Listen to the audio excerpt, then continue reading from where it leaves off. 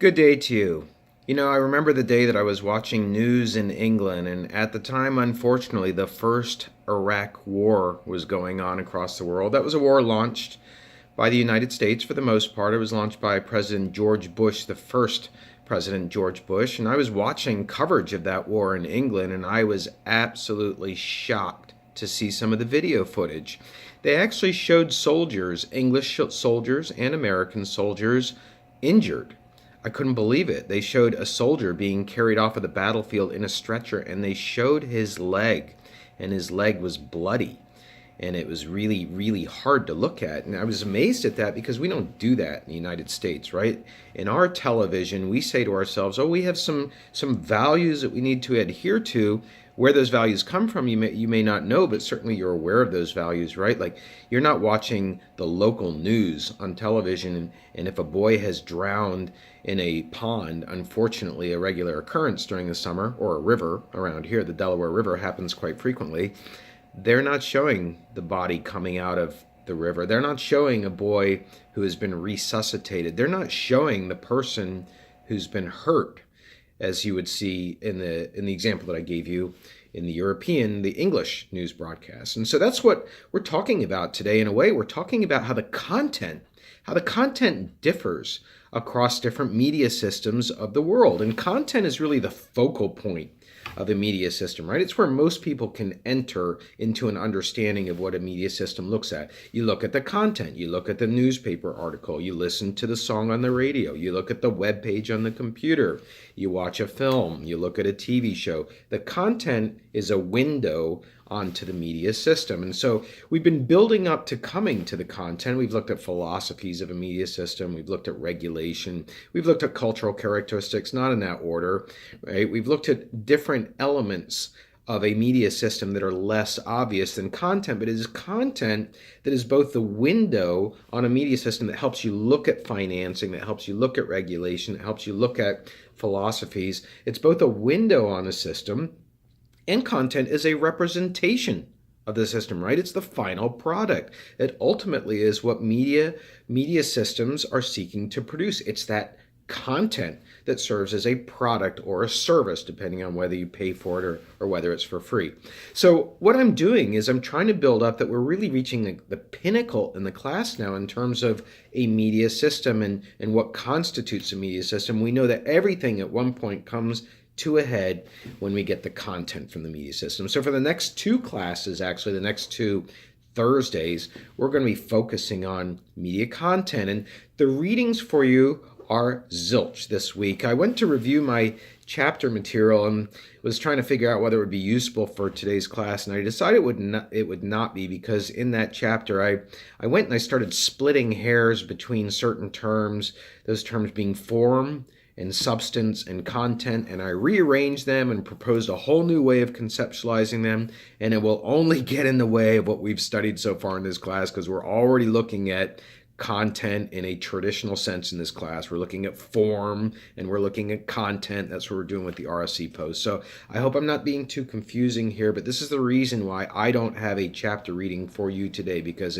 I don't think it would be of utility to the class. And so I'm going to ask you to go out and find your own reading today on media content to help you with what we're going to be talking about in class today. And so what we're focusing on in class today is an area of content that is vastly different across the world. It's one of the most interesting areas of content to study when you're going to compare media systems. That area of content is violence/sexuality. That's the best way that I can put it, violence/sexuality. So when we look at media and we look at media content, we can see that there are certain restrictions in place, certain regulations, if you want to refer to them that way, because in fact they are regulating media, certain restrictions in place that do not allow certain kinds of content, and also certain regulations and restrictions in place that not only encourage content, but require content. Just as a quick example of requiring content, in the United States, we have an FCC law that says X amount of children's television programming has to be provided every single week. We have a law that says that. And so that's something that broadcasters have to do. It's not just something that they are prohibited from doing, which is what most people think of when they think of regulations governing content. So the two areas of content, or the two sides to the same coin of content that we're looking at today, are violence and sexuality. And I introduced violence in a sense in my opening story today about the English newscast. And so let's return to that, because violence, generally speaking, can be thought of in two different ways when it comes to considering whether you should put violence into media content. The first way of thinking about violence is that media are in fact representations of real life, and that media should be able to portray life as it actually is.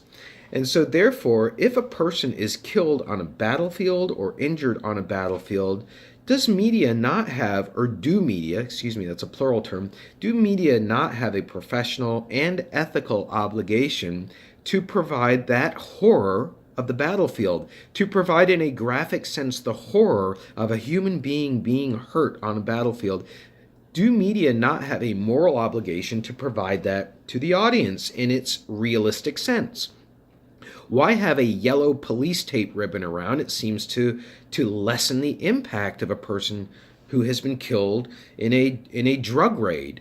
Why have yellow tape? Why show the person's belongings? Why not show the person? Would that not have more of an impact both in telling the story and also in representing the true horrors of life, and perhaps acting as a dissuasion for people who are considering that kind of life?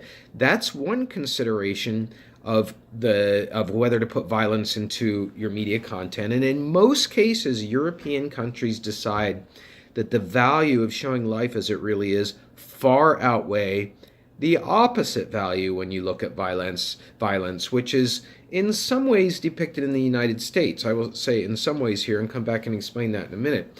But in the United States, we do have a version of violence that says, when people are watching television, I'm picking on television here for the moment, when people are watching television, they're watching it in the sanctity of their home, and it is a family event. And in fact, it is often occurring at the dinner table. And so it would be inappropriate to young people, it would be inappropriate to the dining experience, it would be inappropriate to people's sensibilities overall to show somebody who has been harmed in a newscast. That's just not appropriate. That's part of our values in the United States. Where do those values come from? You can say they're part of our cultural characteristics, our Puritan ethic. You can also say that advertising is in the way there as well, because Procter & Gamble, with all those cleansing products, Tide laundry detergent, they don't want their products to be associated with content that would seem to be dirty. Yeah, as strange as that sounds, a violent act would seem to be dirty and would have a kind of a problem with brand imagery when going with products. I know you don't probably think like that yourself, but we need to as we're analyzing media. So violence, in a sense, when we're talking about in a reality context, like news, right? News is supposed to be reporting reality. There is a difference there. There is a difference that we can see across the world where some countries say, we're going to show violence. Tell you what, you pick up a Mexican newspaper, I'm going to include one for you today in the email that I sent out. When they cover the drug cartels, they cover the drug cartels in all honesty. But if we have a mafiosa hit in Philadelphia or New York City, or a Korean gang hit in Chicago, or any other kind of murder, random murder, Wawa around the corner. We've had 4 murders here in East Stroudsburg the last couple of years around campus. 3 murders. We're not showing the people who are hurt, right? So we have a different view in the United States when it comes to news. We want it to be cleaned up. We want it to be antiseptic to fit in with our values and where those values are coming from. I've discussed a few. You can also come up with some on your own as we're studying the totality of a media system. So you're going to be looking at violence today in its context. Now, before I leave violence, there is a completely different context where there are different rules for violence. The completely different context is what happens when the violence that you're considering including in your content is in content that is not reality content, like news or like a documentary. What happens when that content is fictional? What happens when it is a sitcom? What happens when it is a drama on television? What happens when it is a reality television show by name, but really the characters are selected and they're coached on being dramatic, like Survivor or Dancing with the Stars or any of those other shows? So, what happens when we have fiction? There, the rules are flipped between the United States and Europe.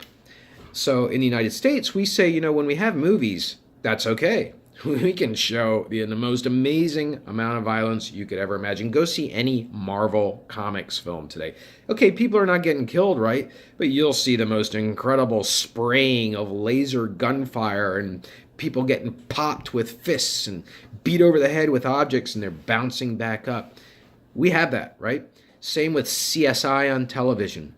Same with really any drama. We will show, not with complete graphic clarity, but we will show a whole lot more violence, a whole lot more blood in the context of fictional programming. Here again, we have an opposite in Europe. Although that has changed somewhat. Europe was in the past more resistant than they are today, generally speaking, for European countries. But in general, violence within a fictional content is treated with more caution in Britain, and in many cases, the film that could be purchased to be aired on a French television network or a Belgian television network might be declined if the film is just simply too violent in terms of not showing consequences of the violence. Now again, that's changed. Europe imports a lot of American films. American films are going all over the world. You can go into the tiniest village in Africa and you can see an American film running. So, and we're going to get to a chapter in this course where we actually talk about exports, which is, when a country sends media overseas. But what I'm trying to say here is, the deluge is too much to fight it all the time so hard. But there is still a difference between the appropriateness of violence around the world in the context of whether it's reality programming or whether it is fictional programming. Now let's take the second concept that we want to take a look at, second way that we're going to examine content today, and that is sexuality, which is a big umbrella term. Sexuality includes sex itself, the act of sex. It also includes profanity, foul language, so to speak. And it also includes that side of sexuality, which is educational, which is, learning about our bodies. So here again, we can kind of see a flipped relationship between the United States and other countries around the world in terms of value systems that then play out in terms of the content. And we can say that in the United States, that sexuality is by and large a big no-no in our media, right? Because the average person is swearing all the time. Maybe not the average person, but a lot of people swear. A lot of people swear, go to the grocery store, get behind a car who should have gone straight when the light turned green. You're going to hear swearing. Get in line and the checkout counter suddenly stalls and the person who's working that cash register walks away and nobody knows where they went, and you start to hear some grumblings and maybe some profanity. So that certainly happens. And also in real life, Americans are certainly sexually active, right? You guys are college students. I don't need to tell you that. I don't need to tell you what goes on Thursday night when college students go out and start pounding beers at Maritas or wherever they're going. I don't need to tell you what happens after hours. And I'm sure I don't need to tell you the level of pornography use in the United States. I'm sure I don't need to remind you of really how mainstream pornography has become. It's possible that you'll walk past a dorm room today and somebody has porn that they're watching out in the open, and people are generally speaking accepting that pornography watching happens a lot on phones, and there's plenty of data out there. That word is plural, by the way. Data, plenty of data that show that the United States is one of the leading countries in terms of online pornography use. So the reality of our behavior is one thing, but when you look at the portrayal of sexuality, portrayal of profanity in media, we have a complete schism there, right? We have a firewall between what we're allowed to do. Even in the area of profanity, the penalties are so harsh. If you say fuck on radio more than once, you're allowed to say it once because of a rule called the fleeting expletive rule, where you might have forgotten that there's a swear word in a song and it played on the radio, but you got to that song and killed it before that song played any more swear words. The FCC, the Federal Communications, will be forgiving, but if you let a song just hammer away, fuck, fucking, fuck, yeah, you're going to find yourself with a big, fat $325,000 fine. That's severe. That is very severe for saying a word that the average human being utters once in a while in real life, even including teenagers. And actually, this is got to take a side trip here. This is actually a diversion area for me in my research because I have researched obscenity and I have published in this area, and I make the argument that when you have a system like this where swear words are prohibited and sex itself, which I'm going to get to in a moment, what you actually end up doing is encouraging people to engage in that very kind of behavior. If I say to you, there's no effing way that I'm going to go out in this cold weather today, what person who's watching this video has not said, I'm going to fill in that puzzle? Effing? Let's see. I know it ends in in. There's a G on there, right? It's got to be fucking, right? You're putting together a puzzle every time. Every time the media present these puzzles to the audience, does the audience blow by them? Say, oh, I'm not going to pay attention to that word because it's a profane word? No. You are rhetorically invited. The form of the message, leaving a puzzle, invites you to become part of the message, and therefore you become more exposed to the obscenity than if you had just let it play. So that's a side area research. I have to let you know about that as a commentary that I offer in this particular class. And it does start to speak to sexuality, and we have this opposite view than a lot of the rest of the world, where obscenity is allowed to represent real life. You have songs that are playing on radio that are not radio edited songs. You have more hip hop and rap playing in Sweden, in Ghana, Costa Rica than you probably have playing on American radio because the rules are not as strict. Isn't that so interesting to consider? And the same goes for visual sexuality. If you watch television in France, if you watch television in Germany, Italy for sure, every single night you're going to see nudity. Without fail, every single night. There will be a topless woman every single night. Often there will be a male penis, a man's behind, a woman behind, a woman's, I'm not going to say vagina because there are certain laws, not certain laws, there are laws in the European that actually codify sexuality, and they actually say you cannot show penetration, for example. You cannot show sex without a purpose. A purpose is when a married couple come home, when a boyfriend, girlfriend come home into the house in a drama and they go to make love. That is a purpose. That is a purpose to the plot. So at least in Europe, they judge a lot on the use of sexuality on whether you have a purpose to it. I once talked to an advertising executive in France, and he said, yeah, you've got that nipple rule in the United States. I was like, what? What do you mean nipple rule? He goes, yeah, you can show everything except the nipple. And he goes, why is that? I'm like, I don't really know. Because that's where the baby suckles milk from. That's a natural part of the human body. We have a statue right outside the door here. Look at that female. She's naked. You can see her nipples. Your statues in the United States, you don't even have the nipple. I got to be honest with him. I had a hard time answering that question.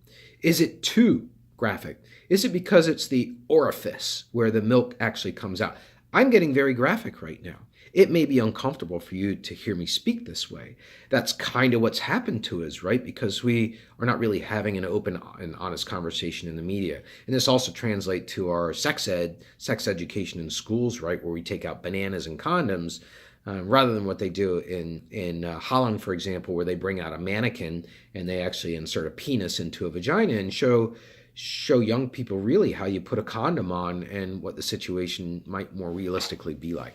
Yeah, I'm getting away from things now, but that's because this subject is so comprehensive. It has so many different elements to it as part of our culture that end up in our media policy. But the fact of the matter is the United States is one of the most, I guess you could say uptight, that's me making commentary, uptight countries when it comes to sexuality and profanity in the media.